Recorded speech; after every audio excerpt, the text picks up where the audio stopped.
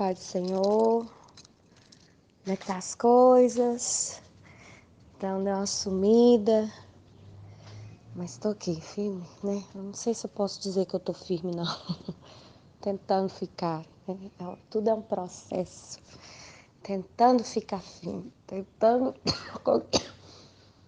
continuar posicionado e vivendo um dia após vez, né? A Bíblia fala isso, né? Basta cada dia o seu mal. Então, bora! Eu queria compartilhar algo que aconteceu ontem comigo e depois daquilo que Deus começou a me trazer. Ontem uma pessoa perguntou para mim como que estavam as coisas e tal, e às vezes você, no intuito de expressar algo que você está passando, às vezes você conversa com pessoas que você não tinha que conversar, né? Porque nem todo mundo vai entender certas coisas da sua vida, certos processos, enfim. E eu acho que, eu não sei se é porque eu estava na escrita e a pessoa estava no áudio, houve assim, uma troca de informações em que não, ou seja, tipo, eu não sei se eu não consegui passar para ela o que eu queria dizer e ela me passou algo que não era o que eu queria falar. Mas como eu tô muito cansada, antigamente eu acho que a Ana Paula de uns 3 anos atrás ficaria a tarde inteira debatendo, gravaria um áudio de 40 minutos, porque eu sou dessas.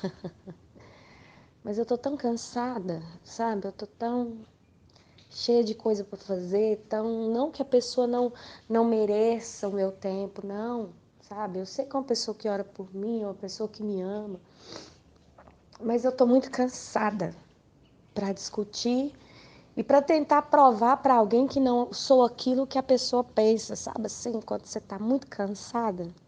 Eu tô nessa fase, tô Vera, tô muito cansada. As pessoas falam, nossa, eu preciso da pilha da Ana Paula, eu preciso ser como a Ana Paula. Não, a Ana Paula tá cansada. A Paula tá há 7 anos, entendeu? E 7 anos de luta não é 7 dias, não é 7 meses, não é 7 semanas, são 7 anos. E vai fazer o mês que vem 7 anos. Então,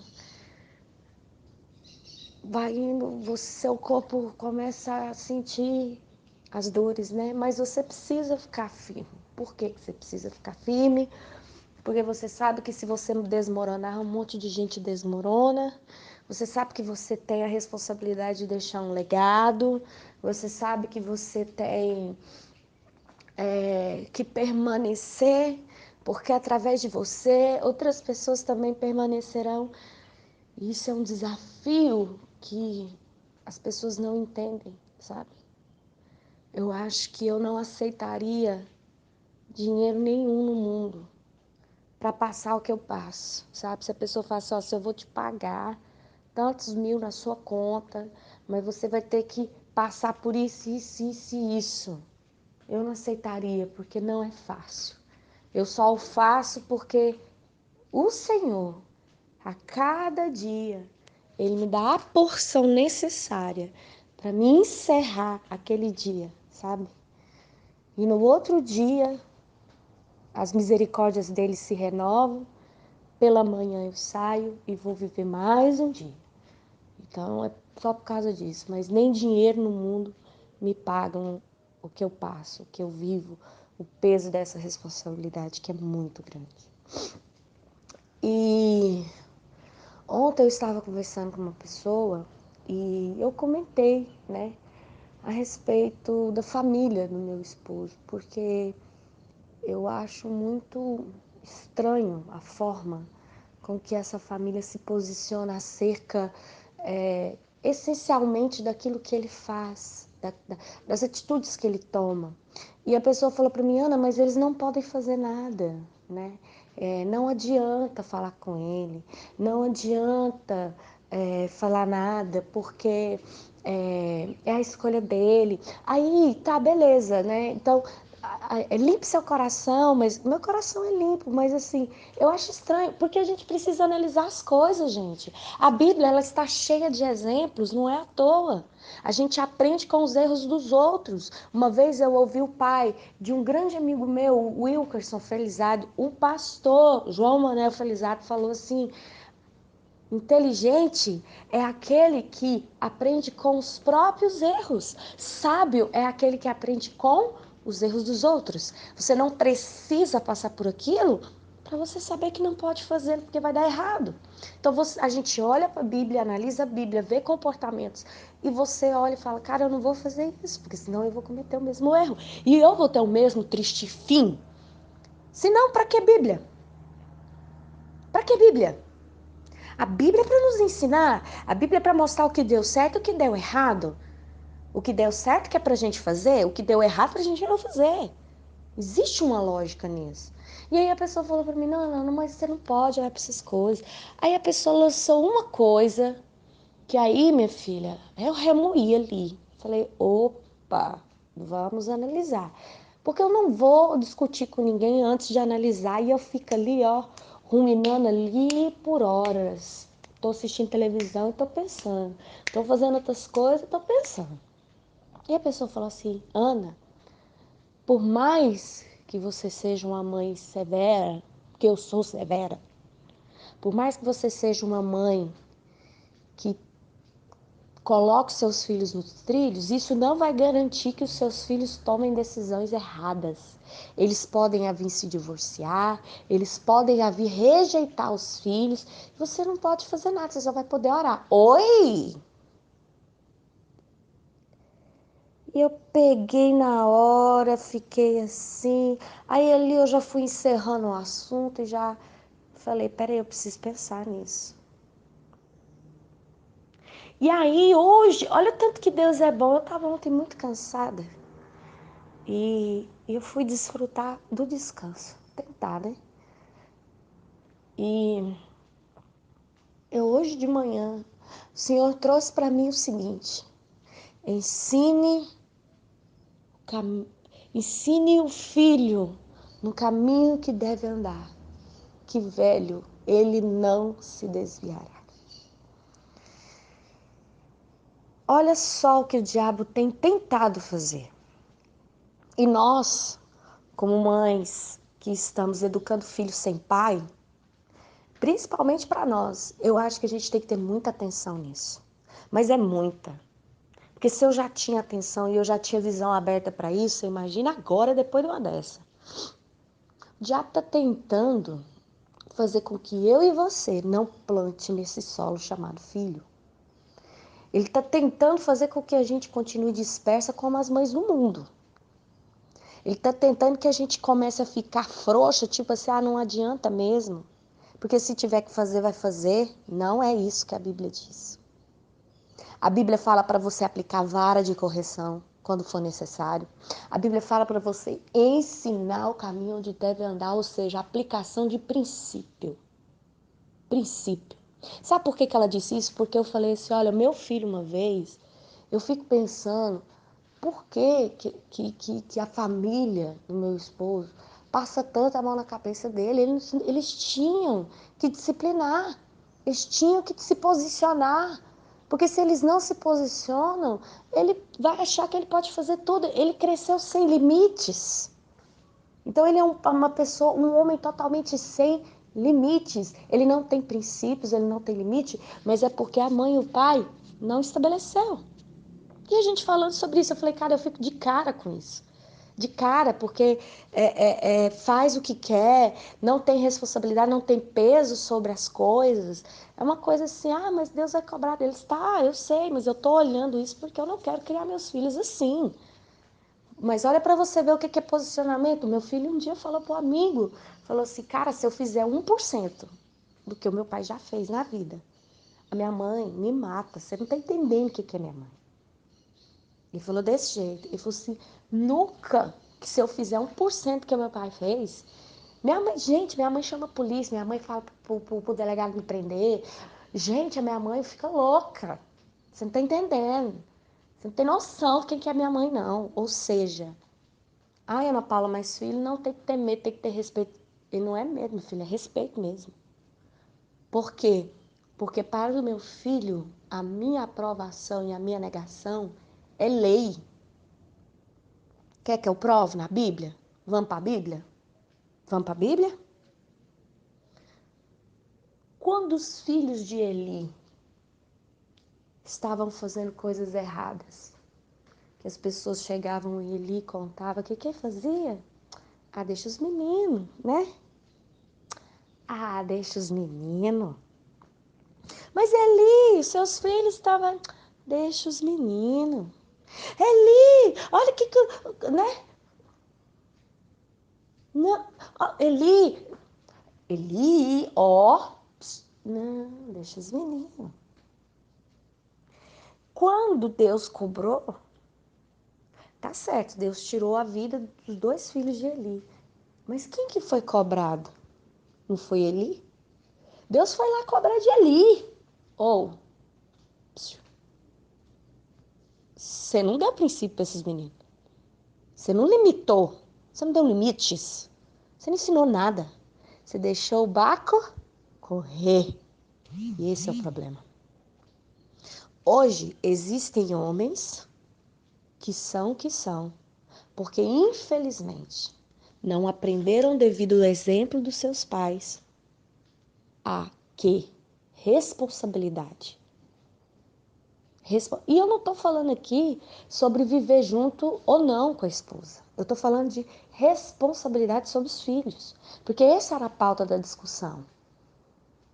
A questão do meu marido querer ou não ficar comigo o resto da vida, até que a morte o separe, é uma questão.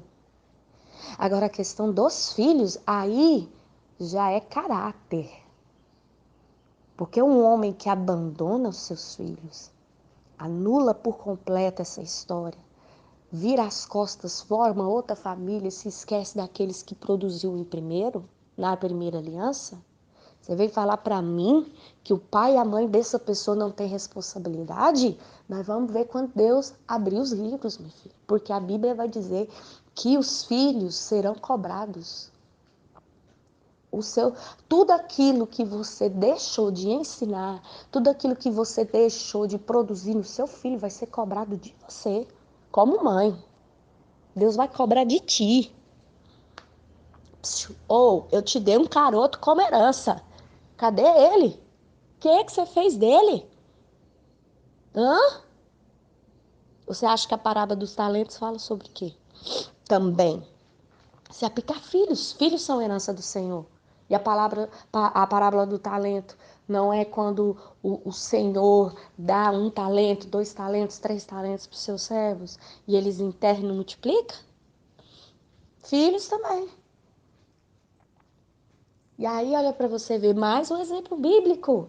Ezequias, quando Isaías chega para Ezequias e fala que ele ia morrer, que Deus, que ele se rasga, ora, e o Senhor dá para ele mais 15 anos, você vai ver lá no livro de Crônicas, eu acho que é o livro de Crônicas ou é o livro de Isaías mesmo, não sei, tem que fazer um paralelo aí para lembrar, que agora eu não estou lembrada, mas tem um lugar que fala assim, que Deus falou que era para ele, ia acrescentar para ele mais 15 anos para ele arrumar a sua casa.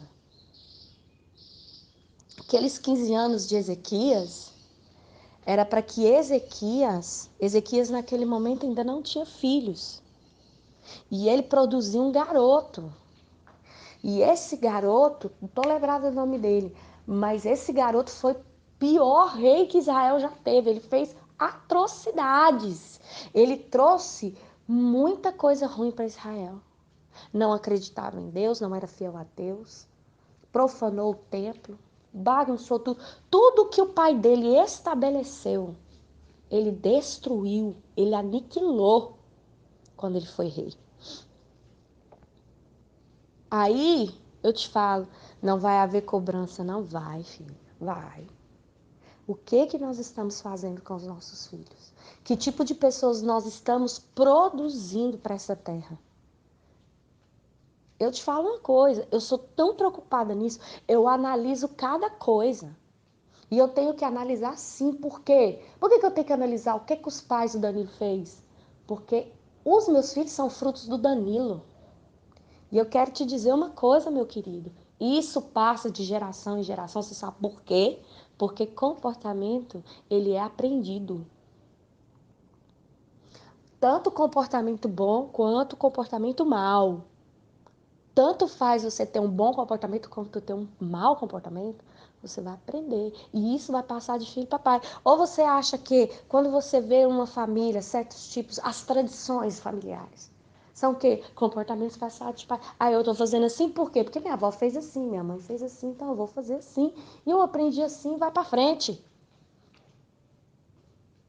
Comportamento aprendido. Ou, como se diz, maldições, né? Hereditárias, alguns falam que são maldições hereditárias e tal, tal, tal. Ou, né, coisas boas que passam de mãe para filho. Então, não interessa o nome que você dá para isso, mas é o comportamento aprendido. Agora, eu vou pegar e vou falar, não, realmente, eu não vou ficar perdendo meu tempo tentando ensinar o meu filho, eu não vou perder meu tempo, porque talvez isso não vai adiantar. É isso que o inimigo quer que a gente tente. Que a gente acredite mesmo que nós não temos responsabilidade nisso. Temos sim. Total responsabilidade.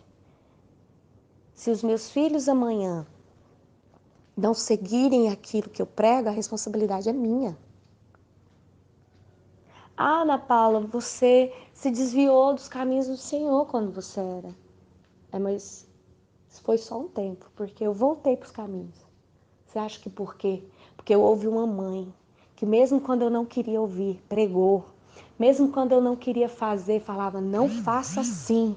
Porque é assim que a gente tem que proceder para o Senhor nos abençoar. E eu ficava numa raiva, eu falava, meu Deus, mas eu não conseguia ir contra a voz da minha mãe. Por quê? Porque a minha mãe é uma voz de autoridade. Mãe e pai é autoridade sobre nós. Não adianta a gente correr dessa obrigação. E você tem que analisar sim. O Senhor falou comigo, analise sim, para você não errar. Porque o que a minha sogra fez, infelizmente? Ela teve 4 filhos, 3 meninas e um menino, que é o meu esposo. As 3 meninas foram criadas com todo o rigor, com todo o peso de responsabilidade que vocês pensaram. Chegava a ser sufocante. Mas o único menino, ele era o quê? Ele era aquele cara que fazia o que queria. Não mexe com ele, não. Não fala com ele assim, não. Não. Ele não quer fazer, deixa ele é homem. O que aconteceu? Ele cresceu sem limites. Se você pegar o histórico de comportamento do meu marido, você vai notar que ele, toda a vida, ele nunca cumpriu com as penalidades das ações dele. Então, por exemplo, você não fez tarefa, não cumpriu lá, não tirou nota boa, você vai ficar de castigo. Ela falava. O meu sogro ia lá e falava assim, larga de ser enjoada, larga de ser chata, deixa o menino, ó, síndrome de Eli, deixa o menino. Aí levava ele para fazenda, levava ele para os passeios, e as tarefas lá por fazer, não entregava tarefa, tirava nota baixa. Em consequência, sabe o que aconteceu? O meu esposo, não sei como está agora, mas ele tinha uma dificuldade muito grande, responsabilidade no trabalho. Ele ficava pouco tempo nos empregos, ele trocava muito de emprego. Por quê? Porque ele não tinha responsabilidade no trabalho. Se você não ensina o seu filho a ter responsabilidade na escola, não adianta você pensar que ele vai ser bom profissional, não. Porque a profissionalização de qualquer pessoa começa na escola. Você tá vendo? Aí você vem falar para mim, não teve culpa? Não teve, negligência paterna.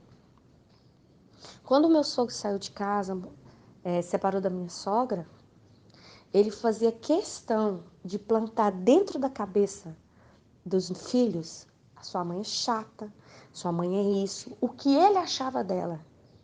Em consequência, ficou aquela questão, Ah, eu quero fugir da responsabilidade, eu corro pro meu pai. Porque meu pai sempre vai estar contra minha mãe. Então eu corro pro meu pai.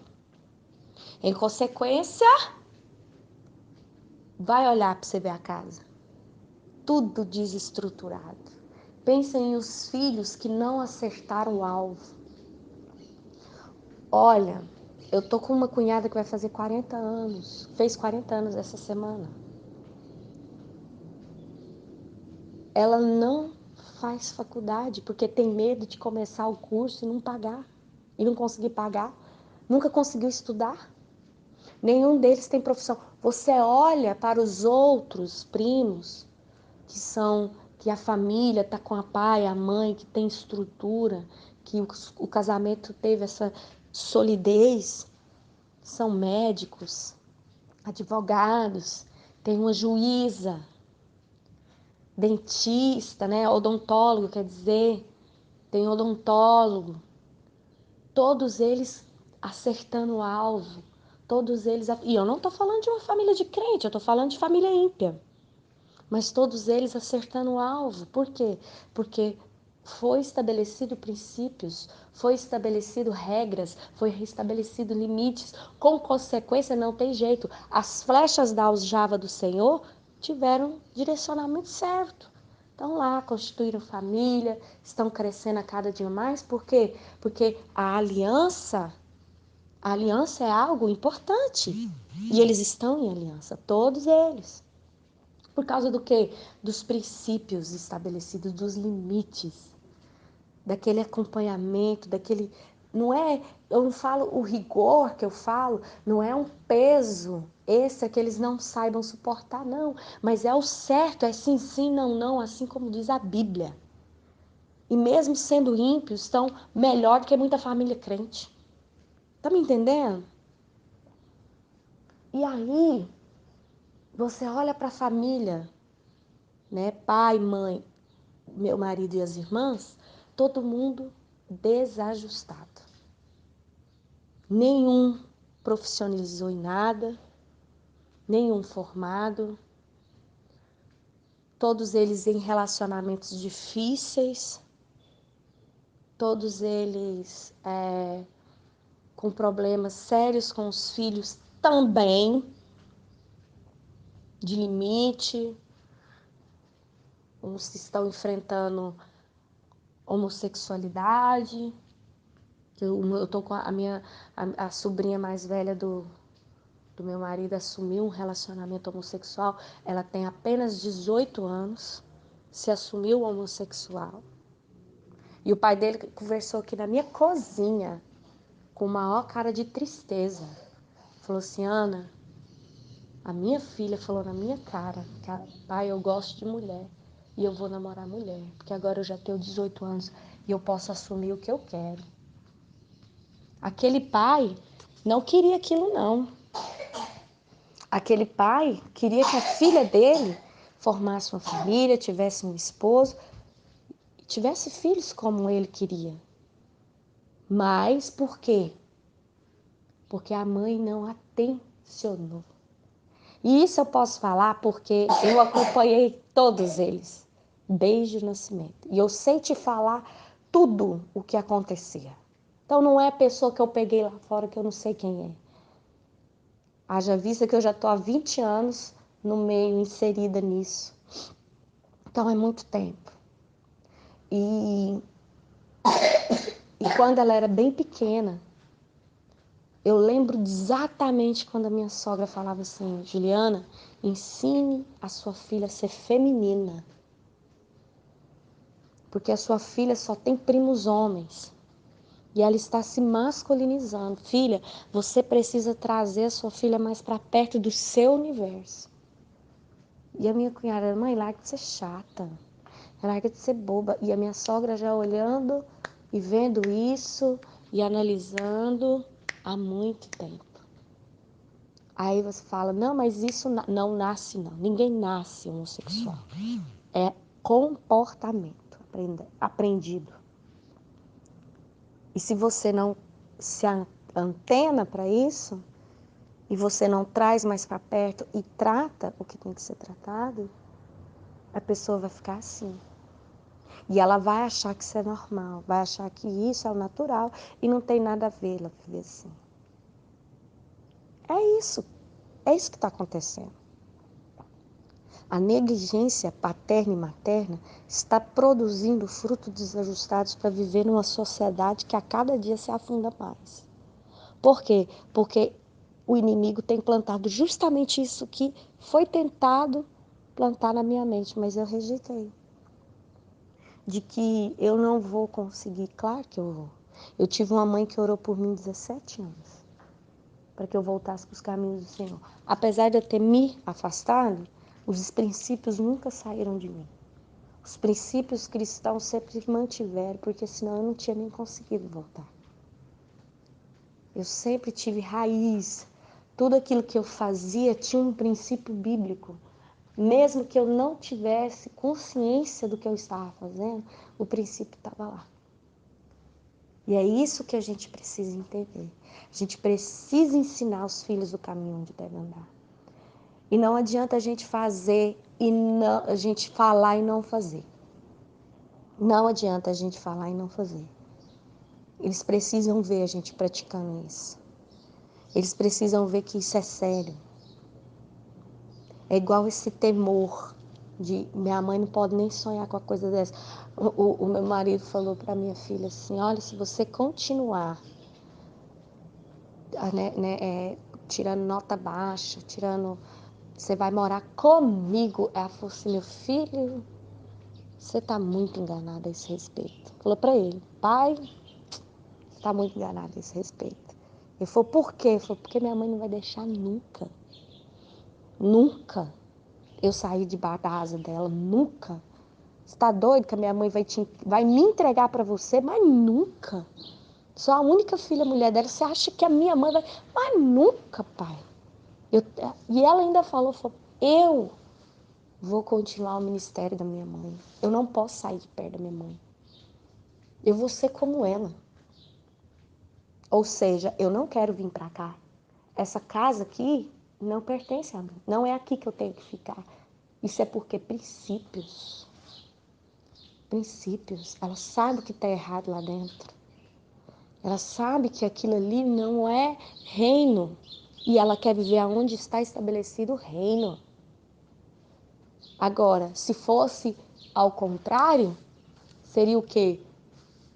Ah, eu vou fugir da minha mãe chata, então deixa eu correr pro meu pai, porque meu pai é liberal, meu pai não liga para essas coisas, meu pai não quer saber de igreja, você acha que ela quer sair da igreja? Não quer. Você acha que ela quer parar? Nunca. Porque ela sabe que se ela for para casa do pai dela, tchau, tchau, ela não vai ter mais igreja, ela não vai ter ministério, ela não vai se envolver com as coisas do Senhor. Ela falou, o quê? Mãe, não vai deixar isso aqui nunca, meu filho. Eu falei assim, nunca. É isso aí, pai, você pode me aplicar outro castigo. Esse aí, você pode esquecer que isso não vai funcionar, não. Ela falou na cara dele, disse que ele ficou assim, sabe? Esse aí, olha que se minha mãe mesmo depois de morta, isso não acontece. Não tá entendendo? Então, assim, eu vejo isso não como um medo, porque os meus filhos, se eles tivessem medo, aquele medo de mim, eles não confessavam coisas para mim que eles confessam. Gabriel, ele rasga o verbo comigo, mãe, tô assim, assim, assim, tô sentindo assim, assim, assim. E às vezes a gente vai, eu vou levando ele pra faculdade e vai sempre um amigo dele com a gente, né, pra pegar carona. E aí o cara fala assim, cara, como que você fala essas coisas pra sua mãe, velho? Ele fica vermelho das coisas que o Gabriel me fala. Eu vou, mas se eu não for falar pra minha mãe, eu vou falar pra quem? Ela é minha mãe, cara. Ela é a pessoa para quem eu tenho que falar essas coisas. É com a minha mãe que eu despejo meu lixo, é com minha mãe que eu vou falar as coisas mesmo. Por quê? Porque se tiver que me ajudar, ela é a primeira a se levantar. Agora você vai me falar uma coisa. Um filho desse vai se desviar do princípio? Nunca. Isso está enraizado, está intrínseco. Isso está impregnado nos meus filhos e não conseguem ser de outra maneira. Por quê? Porque tem visto a mãe. Porque tem tido exemplo. Assim como eu tive um exemplo da minha. Então não pensem que vocês não têm a responsabilidade e que por um acaso vocês não podem evitar com que essa tragédia que aconteceu no seu casamento venha perpetuar na sua geração. É mentira do diabo, você tem como sim. Analise Analise comportamento, seja inteligente. Olha para o lado. Principalmente, eu aprendo demais com os exemplos que deram errado. Eu aprendo demais com quem fracassou. Eu olho os passos e falo, então foi isso que aconteceu. E não estou falando mal. Aí é que você tem que ser inteligente para entender isso. Porque quando a gente fala, nossa, fulano fez isso, aquilo e tal, tudo, mas você está errado. Você não está falando mal dele, você está falando o que aconteceu. Você não está criticando ele. E as pessoas precisam entender isso, que há uma grande diferença nisso. Fala, cara, mas isso aqui está errado. Não vou seguir por esse caminho. Se for errado, então, a Bíblia está toda errada. Porque a Bíblia nos fala assim. Ela conta a história de Sansão, pontua onde Sansão errou, pontua o que Sansão fez e pontua porque que Sansão morreu. Porque não era para ele ter morrido. A promessa de Sansão era para que ele destruísse os filisteus, mas ele não estava inserido no contexto. Ele se inseriu no contexto por quê? Porque quebrou o princípio.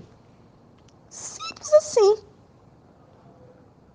A história de Acabe, a história de Jezabel. Não está falando deles, do comportamento deles. Não está contando. Então a Bíblia está julgando, então é errado julgar. Estou julgando, estou falando que eles são menores, são maiores do que eu. Isso é julgamento. Mas eu estou falando que eu observo o comportamento daquilo que foi praticado na família dele, na minha família. Tem um monte de coisa na minha família que foi praticado também que eu já cortei. Porque eu não quero que os meus filhos produzam esse tipo de fruto. Não quero que seja assim. Eu quero que os meus filhos vivam um tempo de bênção, um tempo de paz, um tempo em que eles vão ter a aliança familiar deles, vão ter seus casamentos, vão ter os seus filhos. Né, Samuel? Vai ter sua família e vai ser um casamento lindo, vai ser um casamento feliz, vão ser filhos abençoados, vão ser filhos com alvo, em que Deus vai ajudar os meus filhos a criar os filhos deles, mas tudo eles estão vendo isso, eles estão assistindo isso, eles estão aprendendo, e a gente tem responsabilidade sim, então não deixe de se responsabilizar. Você é totalmente responsável pelo tipo de fruto que você está produzindo. Você é uma grande árvore. Então, você, principalmente com esse filho, com essa filha, sabe? Às vezes, por exemplo, não está tão bom como você gostaria. Comece a observar. Volte às veredas antigas. Tem um versículo em Isaías que fala: volte às veredas antigas, ou seja, volte no passado. Olha aonde você foi negligente, olha e começa a tentar corrigir. Eu estou fazendo muito isso com o Gabriel, porque eu sei aonde eu errei. Você acredita que eu sei onde eu errei? Eu sei onde eu errei. E eu tento não errar com Ana Clara e Samuel. Porque quando no princípio da minha caminhada, eu não soube inserir o Gabriel dentro do meu ministério. E eu tinha que ter colocado o Gabriel dentro do meu ministério. Eu tinha que ter feito ele participante do meu ministério junto comigo.